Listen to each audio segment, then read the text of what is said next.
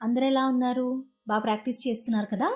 Last క్లాస్లో నేను దాటు స్వరాలు నేర్పించి సరళి స్వరాలు అండ్ దాటు స్వరాలు రెండు నేర్చుకోమని చెప్పాను కదా. అందరు ఆ రెండు పర్ఫెక్ట్ అయిపోయారా? అలా అయితే ఇవాళ క్లాస్లో దాటు స్వరాల తర్వాత వచ్చే జంట స్వరాలను మనం నేర్చుకుందాం. ఇవాళ మనం నేర్చుకోబోయే జంట స్వరాలకు సంబంధించిన నోట్స్ అనేది నేను ఈ వీడియో చివరిలో పెడతాను.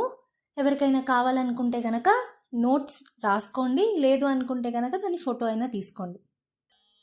ముందుగా సాపాస చెప్దాం. సా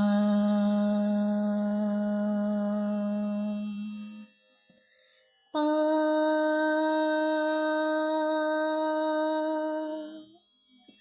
సా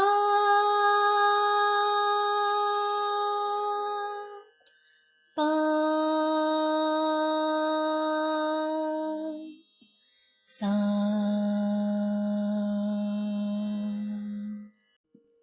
మొదటి జంట స్వరం సా సా రీ రీ గా గా మా మా పా పా దా దా నీ నీ సా సా సా సా నీ నీ దా దా పా పా మా మా గా గా రీ రీ సా సా.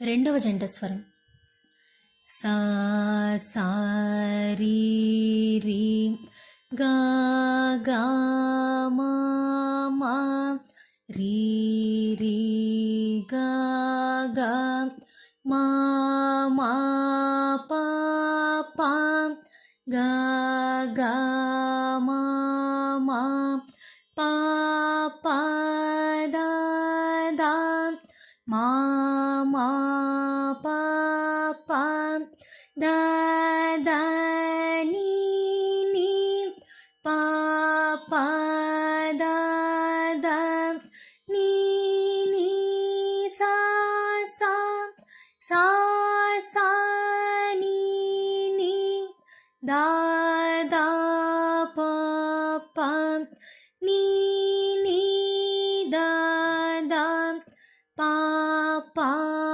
మా మా దా దా పా పా మా మా గా గా పా పా మా మా గా గా రీ రీ మా మా గా గా రీ రీ సా సా.